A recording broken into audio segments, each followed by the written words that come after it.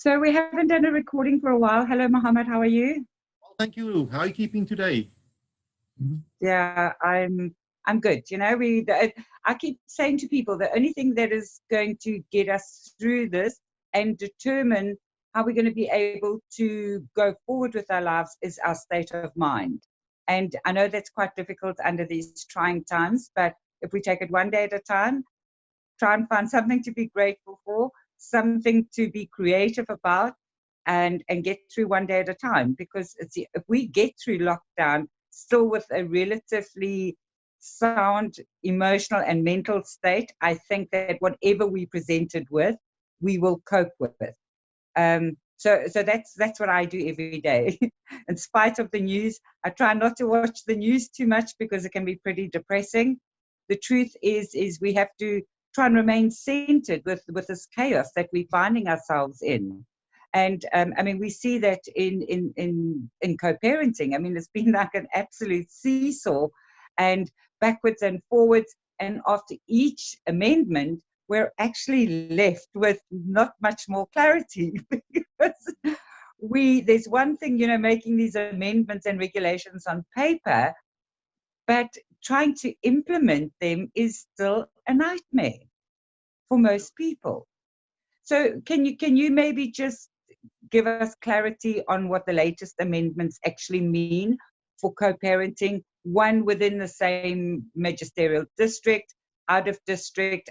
There was a moratorium for 7 days to get back to where you were without permits. So from the 7th, which is when that expires, what does co-parenting mean for parents who live in the same suburb and those that don't, that have to cross districts? And what are the requirements? Yeah, firstly, on the 1st of May, the new regulations obviously came out regarding the movement of children between one household to another. So I'll refer to not interprovincial movement, the usual one from one home to another within the same province. The requirement is you should have a court order or a parenting plan registered with the Office of the Family Advocate, or parental rights and responsibilities agreement also registered with the Office of the Family Advocate, and the house where the child is moving to must be COVID-19 free. So those are the requirements for normal individuals that have a court order and those specific agreements. You have the court order or the agreement. If somebody stops you, you show it to the police officer, whoever the person is, and that will grant you movement to the house to collect the child or to drop the child, etc.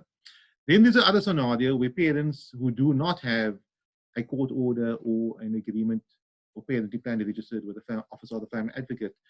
For them, they have to apply for a magistrate's permit. So it's important to note that it's only a permit to move from point A to point B and back to point A. So to collect the child or drop the child, etc. It's not a permit to have contact or access to the child. That is a separate issue that must be resolved at the Children's Court or at the High Court, wherever the case may be. So I do not know how the Magistrates Court are implementing these specific procedures, because it came out on the 1st of May or the night before, and yesterday was Monday and Friday was a public holiday.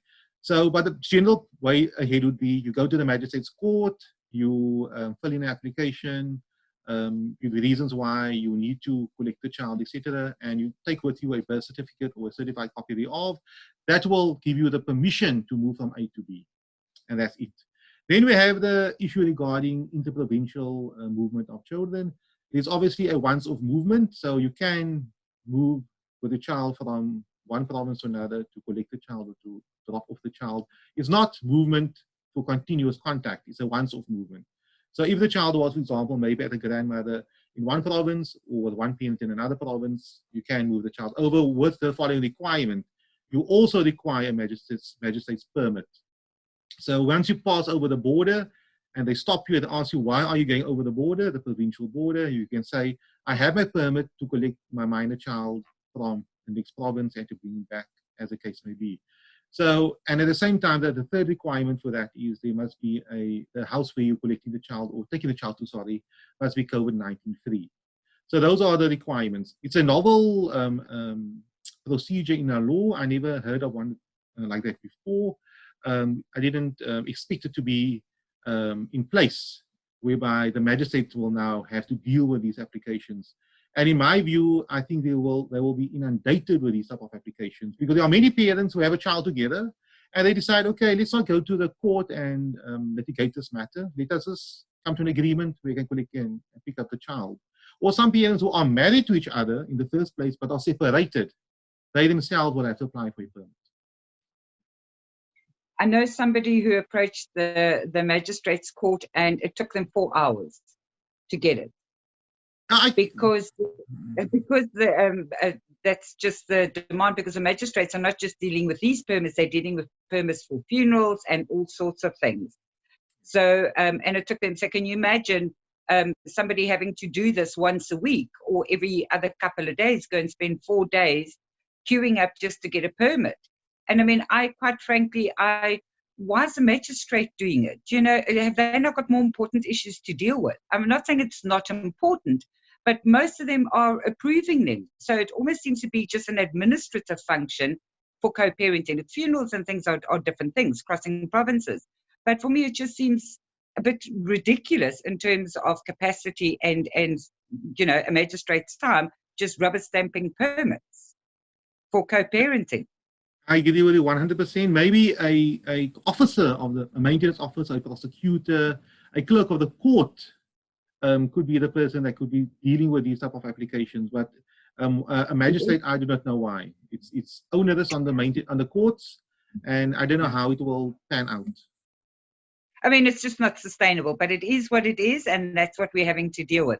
The interesting thing that I've seen on the group are some parents are getting permits from police stations. And some are going through roadblocks and they're not being stopped.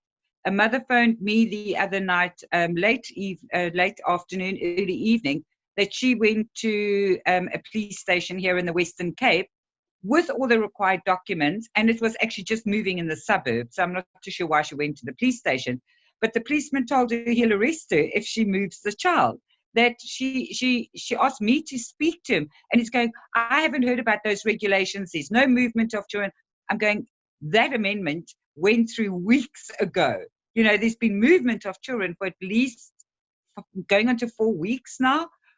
So we still have this absolute inconsistency. And I mean, there are a lot more roadblocks now. And we are expecting people who have no idea on legal contracts, on co-parenting agreements, whether it's court ordered or not, and it's up to them to make a call. And I mean, it's incredibly stressful for parents and for children to be able to move between and do this continuously. Because, I mean, there's all of these challenges, and then also, you know, with people going back to work, we are seeing, particularly in shopping centers, I mean, it's almost like the epicenters of the virus. And a lot of people work in I mean, everybody, you know, there's a lot of parents who are working in these shopping centers, and the parent who has primary care now is incredibly anxious and concerned to continue with the parenting plan and agreement out of fear that they are going to contract the virus, because the amendments, the premise of the amendments and the regulations are constantly that they need to be going to a COVID-free environment. And I mean, anybody has a right, and rightly so, to go, I'm concerned, you've been back at work for a week and you're exposed to COVID. So I'm uncomfortable with letting my child go to you for weekends. Yeah, the solution to that, obviously, the first step would be for the parents to come to an agreement. By looking at your scenario, they have not come to an agreement. And if there's a court order of a parenting plan that has been registered with the Office of the Family Advocate, that agreement has to be followed. If you are unhappy with that and you feel that the other parent's home could possibly be contaminated with COVID-19, then you need to do something about the order. You can't unilaterally decide, I'm the medical expert and I'm the decider of what's best for my child, because the other parent can do the same thing. So we'll have chaos. Then you have to approach the court as soon as possible and ask the court to relook the parenting plan, or to make put an order in place that will limit contact with the other parent whilst we are under the threat of COVID-19. At the same time, if it is known, if it's a known fact that a parent has contracted COVID-19, clearly under those circumstances, it will be a justifiable defense to avoid the minor child from going to that specific home, obviously to prevent the spreading of COVID-19 to the minor child. But if there is these type of disputes between parents and they can't resolve it, they need to approach a court to relook it, because we have a scenario whereby tomorrow the child is actually at the father's house and he's not the primary caregiver, then he can decide, no, I'm not giving the child back to the mother because I think the mother might have contacted COVID-19. And he might do it out of spite, and the mother might do it out of spite for the father. So there needs to be this, umpire to decide what is best if there is a court order in place. So they have to approach the court. They can't go to the family advocate. No, the family, remember there's a dispute as to whether or not the court order should be varied or not. So if it is an order of court, it needs to be varied by another court. The family advocates parenting plan and parental rights and responsibility agreements were not orders of court. They were agreements which the parties entered into and signed and registered at the office of the family advocate. So the family advocate, the family advocate can only come with recommendations in all matters. They're not here to make any judicial decisions. That is at the hand of the court. Where I'm going to here is because there's a dispute. The father is saying, no, the child must come to me. The mother said, no, the child must not go to you. It's not the job of the family advocate to act as judge in such a matter. Okay, I hear you. So it brings me to a question, because this also came up recently. If both parents are in agreement that the child, any change from the family plan, the parenting plan, if it's by mutual agreement, is it still a requirement, COVID or not COVID? Is it still a requirement to go and have it changed at the court? Because some I'm sure it was a mediator who actually said if both parents come to an agreement, you don't necessarily have to go and change the agreement at the courts. But for me, what happens if in 2 months down the line there's suddenly now a dispute? Yes, going to the court, it can be very onerous, it can be expensive, it can take some time.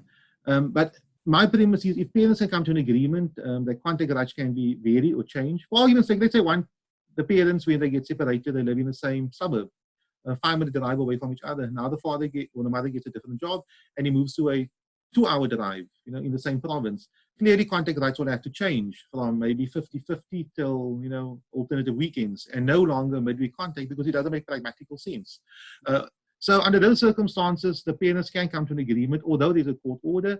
And obviously, you do not have to now immediately approach the court to have it varied or changed to, to deal with those specific changes in circumstances.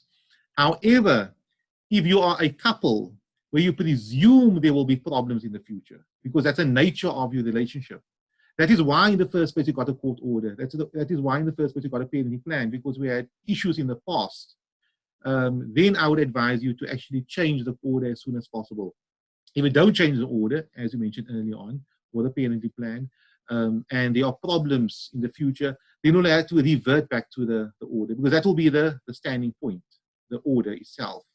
But many parties are into parenting plans, or they obtain custody orders, not because of acrimonious relationship to the parties, but a normal friendly divorce.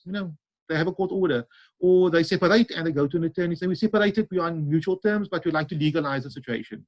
So those type of parents, I would say, yes, do not jump, or you don't have to go to court to change it. But as I said earlier on, if this order and parenting plan has a foundation of 2 years of litigation and fighting, please go to court and change it as soon as possible. And then another question. So the birth certificate option falls away now with the latest recommendations. You can't use a birth certificate, or can you? Regulations, yes. You can't use a birth certificate no longer. The history basically goes, first there was no movement of children at all. The child had to remain where you were. The second step was, yes, you can move the child if you have a court order or a court order or just a parenting plan. Then the third one came in now. You could have had a birth certificate that would have assisted. Then all of that got pushed away, and they came with new regulations, as I mentioned earlier on, court order, parenting plan registered, and or the magistrate's permit. So the birth certificate no longer works. Okay, but we still have a lot of parents who don't have court-ordered parenting plan. I spoke to a mom 2 days ago who was in tears because her 4-year-old child has been with the dad since lockdown, and she hasn't been able to see her child. They were never married, and they haven't got a parenting plan agreement because that has just been protracted arguments. And he's using COVID as a means to stop access to her child. So And I that mean, parents, she doesn't have money to take it to High Court now, because I doubt that they will even consider it as urgent. that's a challenge I have here with the COVID-19. So with the new regulations, we can approach the court with certain type of matters. Care and contact matters does apply. So you can approach a children's court as well. If the matter is pending in another court, that might become a bit more challenging. But if you expect the court in one sitting to resolve all the contact right issues, let's say for argument's sake, I'm not dealing with you with this scenario, with a different scenario. The father is in essence a bad person. You know, he's drug addict, drug user, abuser, sexual molester, etc. He can't come now to court and say, give me 20 minutes audience. I would like to see my child, and he was with my child for 2 years. So for the child's best interest, I would say we shouldn't rush into dealing with these type of matters, in giving contact or not giving contact. It needs to be dealt with properly if there are these type of issues brought to the fore. But if it's a normal situation here whereby the father, he says, I saw my child continuously for the last 10 years. The only problem now is we have a dispute regarding what times they can have contact, etc. Then obviously those are the more mellow type of matters where the court can resolve much more easily without experts getting on board. So they can approach the children's court if they don't have the means, if there's no litigation currently in High Court. Yes, they can approach the children's court. That's in terms of the new regulations that came out 2 days ago. So where I'm going to is, yes, it came out I think on Sunday evening. Where I'm going to with this, on paper it allows for it to be done, but whether or not whether or not the children's court is geared up so quickly to deal with it is a different issue. I mean, the same with the ministers when they make these type of other regulations on TV. A few days later, only then does the regulations come out because they have to first gear themselves up. Same with the courts. I had another one, but it slipped my mind at the moment. I can't think of it. It'll come back to me when we're finished. No, that's fine. So I think the bottom line is, if I'm looking at the regulations as a whole, those that have come out on the 1st of May or the day before, and the one regarding the courts, you should be able to obtain some type of justice by approaching the courts. Even the master's office, there are certain type of things that can be dealt with. But if it's a matter that's not urgent in the sense that whether or not, the question is whether or not it has to be dealt with today or can it be dealt with later on. If it can be dealt with later on, perfectly fine, let's deal with it later. But if it needs to be dealt with now, like children matters, care and contact, etc., those matters the courts have to give preference to. And they should in terms of the regulations. I remember what it was. So those parents that can see their children under soft supervision or supervised visits, that is possible under the new regulations. The challenge you'll have is who supervises. Does a supervisor, he or she, have the permit to move from one home to another home, depending upon the situation? So if the supervisor doesn't have a permit, then it will be impractical to implement. But then the question is a supervisor also an essential worker? Does supervision fall under essential, as essential worker? That must be looked at, in its conflict, with its own complexities. But at the same time, I would advise that specific person to actually approach a magistrate and say, in terms of the court order, I should supervise contact. Please give me a permit to supervise contact. Or maybe in the application as well, where the parent applies to the magistrate for movement from one home to another home, to mention in there that the supervisor, he or she, will also be able to accompany me for that specific supervision, as the case may be.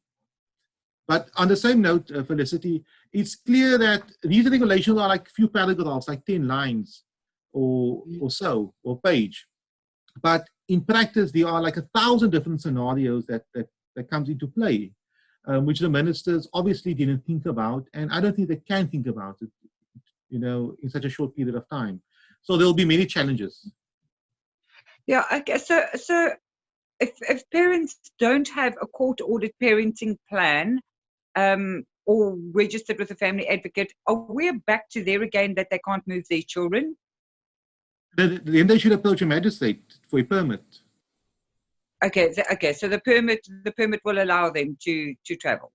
Now, I would imagine there could be possible abuse, because tomorrow somebody will say, I'm here to pick up a child, but you're actually here to go visit a friend. So the court order will now say that you're allowed to collect the child from 9 o'clock until 5 o'clock every Saturday. So you have some documentation to prove that that allows you to move from A to B. The same with a parenting plan.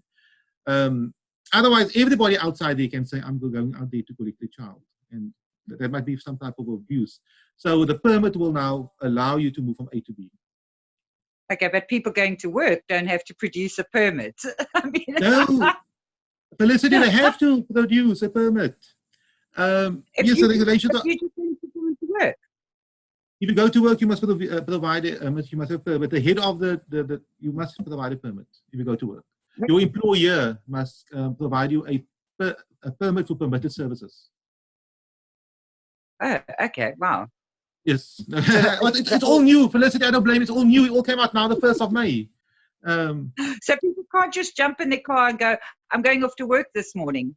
No, if they stop you and you have no permit to go to work from an employer, they can either fine you or they can send you back home. One of the two. Oh my word! You need to have documentary proof that you are entitled to be on the road. That is why the magistrate's permit comes in. So everybody has documentation to move.